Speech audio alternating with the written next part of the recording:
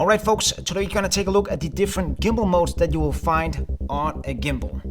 Because it's important to know what gimbal modes to use and where to find them within the gimbal. This will also give you a better understanding of what modes to use doing different kinds of gimbal movements. So, here we go.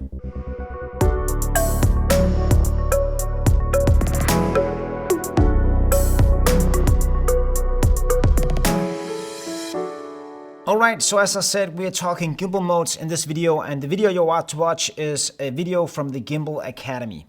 And I'm currently creating the Academy and it will be out by the end of the month. I know that a lot of you guys has been waiting for it for a long time, but it's nearly there.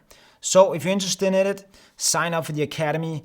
It is a great course. There's a lot of good stuff in there, and I will teach you everything I know about gimbals and glide cams. So if you want to take the short route of learning everything about these gimbals, sign up, it's worth it.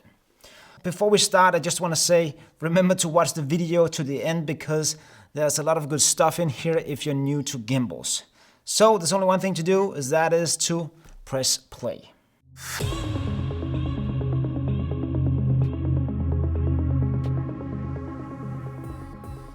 Alright, in this video I will walk you through the different shooting modes on your gimbal. This might vary from gimbal to gimbal, but the functionality of it is basically the same. Let's start by going over the layout of the buttons and where to find the different shooting modes. Today we're using the weebill S, but this applies for any shooting gimbal. The layout of the buttons might be a bit different. So let me show you the different modes on this gimbal. Let's start with pan follow because that is the one the gimbal starts up in. The pan follow is here on the side, but if you want to go into lock mode, you just slide the lock PF button down and slide it back again and you're in pan follow. Right above that you have the go button, and you can change the way this works in the menu. On the front here we have the POV button. If you single press this, you go into POV mode, and if you double press it, it will go into Vortex mode. Let's go back to POV. If you turn the gimbal around, you can see the trigger right here in the front.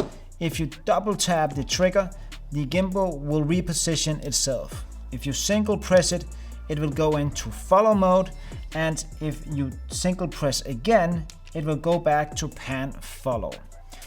If you want to go into selfie mode, you triple click and the gimbal turns around and you're in selfie mode. That is the gimbal modes. Let's go into depth of what the different modes will do. So in pan follow, also referred to as PF, the gimbal will follow the pan movement on the pan motor. So this is the pan motor, the pan movement, but it will keep the camera level on the tilt and the roll motor. So if you want to change the framing on the camera, you can either move the camera by hand or use the joystick to move it up or down.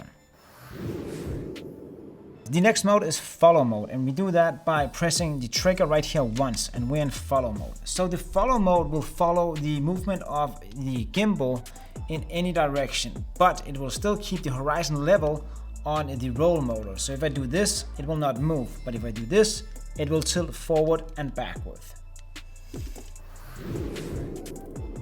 Then we got lock mode, and we enter lock mode by sliding down the PF button here. So now we're in lock mode. So lock mode will lock the gimbal, and as you can see, we locked it in that direction, so the gimbal will keep pointing that way no matter what we do. So if I turn the gimbal like this, it will still keep that direction I locked it in. So if we open it, we can move it back and we can lock it again. Now it's pointing directly to you, but no matter what I do, it will still keep pointing that way. But remember, it is only the pan motor. The other motors will still keep the camera package level. Let's move on to POV, point of view. In point of view, all the motors on the gimbal will be engaged and the gimbal can move freely.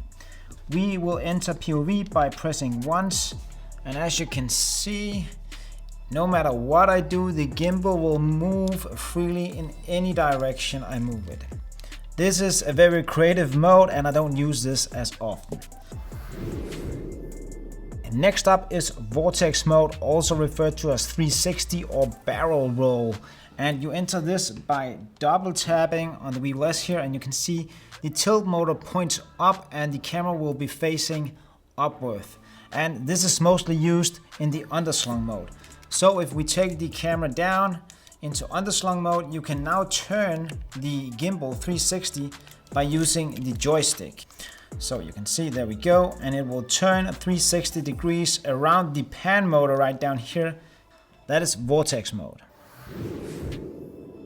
Then we got the famous selfie mode, and you enter that by triple tapping here, and the camera will spin around 180 degrees and you can vlog or do whatever you want, but I would say not that heavily used, not in my case though. Triple tap and you're back to pan follow. So the next one is go mode or sport. You will enter go mode by pressing the FN button on the weebill S. There you go, you can see it's in go mode. And now the camera and the gimbal will be much more reactive to the movement that I do. I mostly use this mode to shoot sports or fast moving objects. So that was sports mode. The last mode is standby or sleep mode. Standby mode is often used when you don't want to power down the gimbal, but you have to adjust the balance, change lenses, or calibrate the gimbal. On the weebill S, you will enter standby by holding down the POV button for about 3 seconds. There you go, you can see it's in standby and we can now do whatever we want with the gimbal. To get it out of standby or sleep mode, we'll just hold the POV button again and it powers up into PF. Alright, so that was the Gimbal Modes video. I hope you gained something for it. Don't worry if you're shooting on the DJI-RS-C2 or RS2. The functionality of it is the same, but the modes will be found a bit different. On the RS-C2 here and the RS2, you have 3 custom modes on this M button. You got M1, which is PF, and M2, which is PTF, which is the same as follow mode on shooting gimbals. And then the last one is set to custom on mine. I have made this as a lock mode. Normally when you get the gimbal, it's set to FPV or POV on this gimbal. Because if you want it in lock mode, they have a custom lock mode here on this button. You see here, just need to put it into PF. If you want to use lock mode, you can just hold the trigger down and the gimbal will lock. But I like to have the custom lock mode so I don't have to hold the trigger down at all times. To put it in sleep mode, you'll have to press on the power button once and the gimbal will be in sleep mode. So if you want any of the other modes, you will have to go into the menu and change the modes within the Follow app here. So you go into mode here and here you can choose all the modes.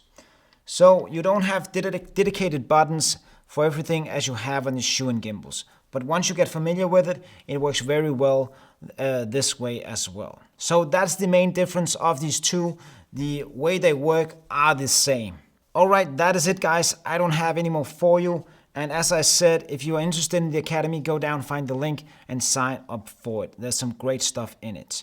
And of course, if this is the first time you're here, remember to subscribe if you want to learn more about filmmaking with motion. And then lastly, stay creative and stay safe. And if you can, go out and shoot some dope videos. See you next time. Bye.